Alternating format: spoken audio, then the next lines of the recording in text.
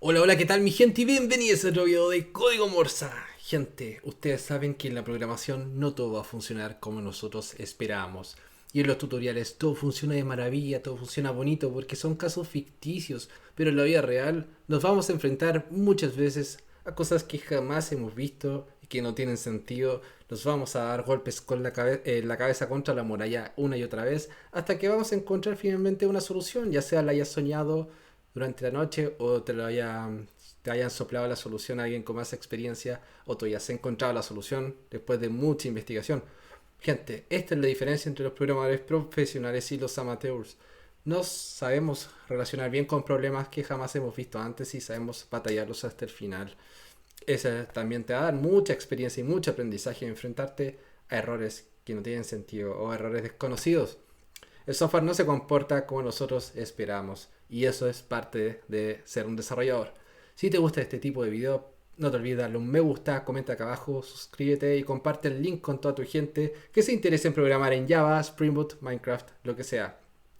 Gente, te voy a contar más de mi experiencia. Si seguiste mi video pasado del bug más difícil de mi vida, aunque no me lo creas, esta historia es real también y me sucedió poco después de eso. O sea que estas fueron 2 semanas intensísimas resolviendo bugs de aquí, por allá, pero aprendí demasiado de Spring Boot, así que vamos a esta historia.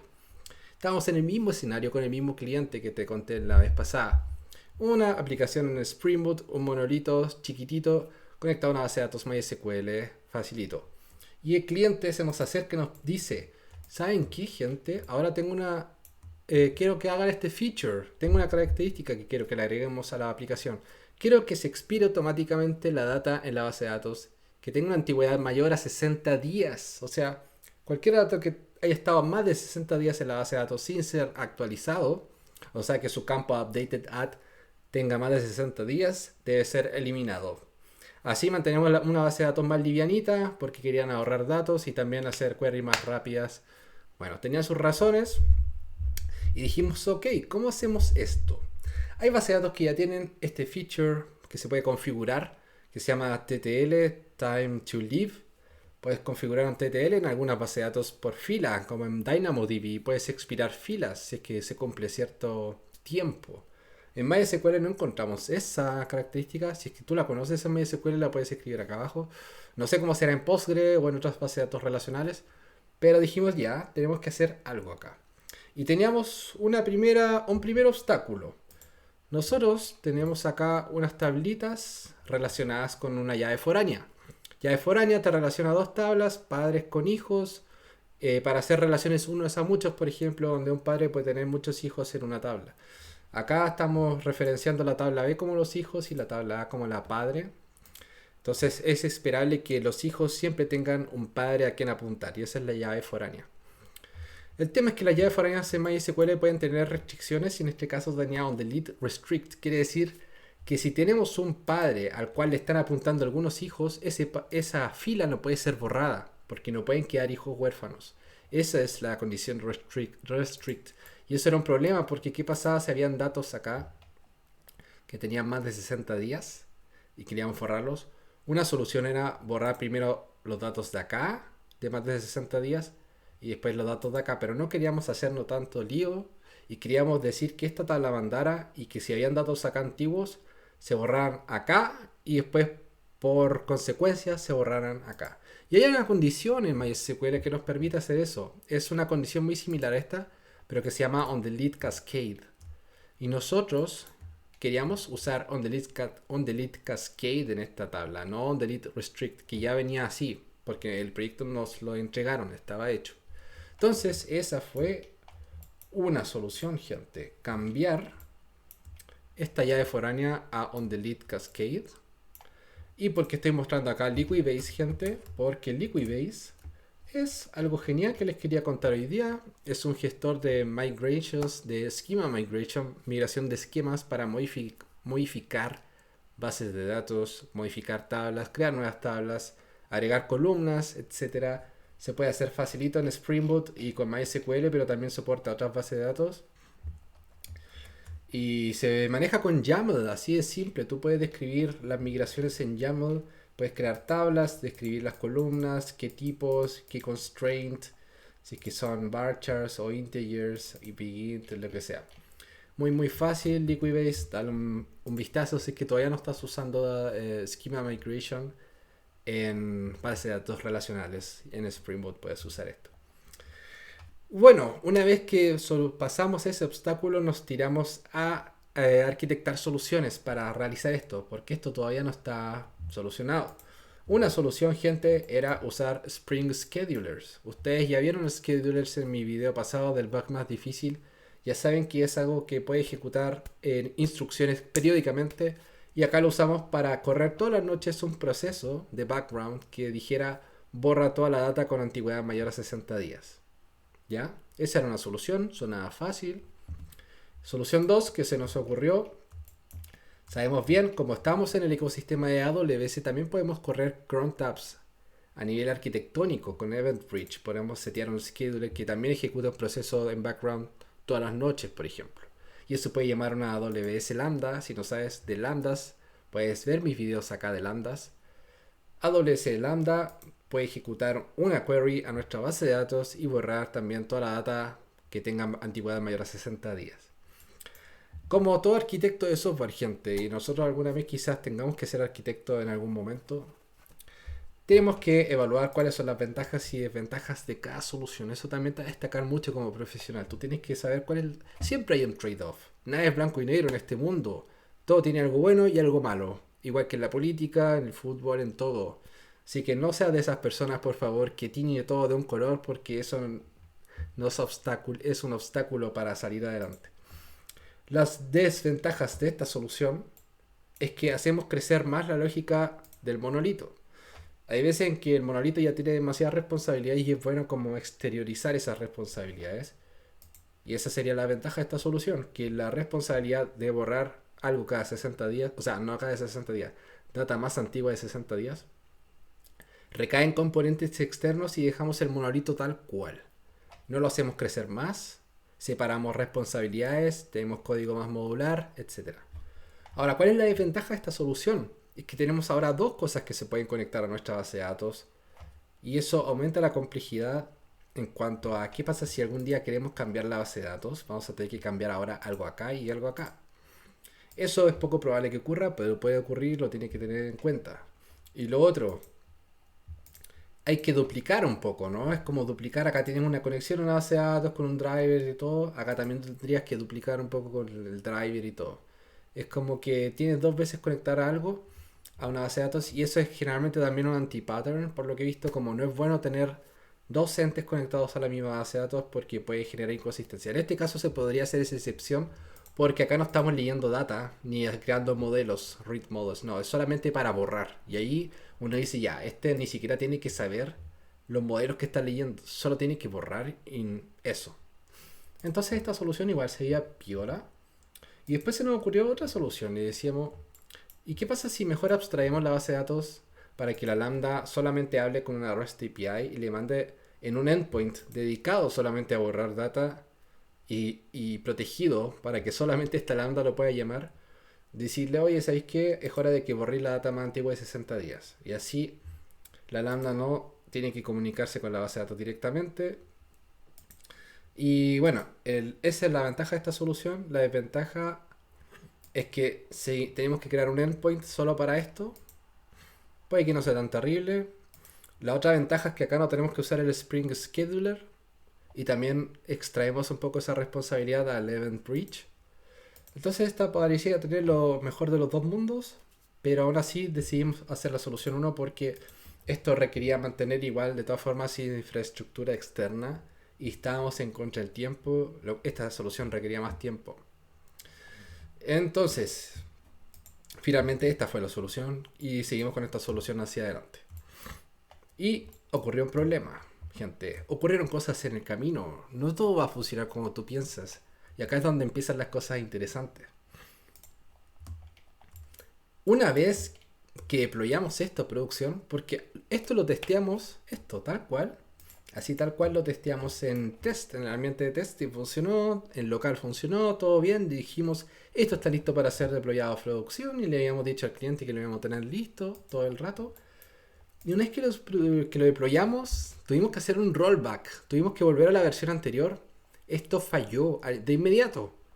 Lo deployamos, tratamos de ejecutar este cambio de restricción de llave foránea. A ver, lo estoy mostrando mal ahí. Y falló, gente. Falló. Y tuvimos que hacer un rollback. Y después dijimos, ¿por qué falló? Nos preguntábamos, ¿por qué falló? Si funcionó en el ambiente de test, ¿por qué está fallando en producción?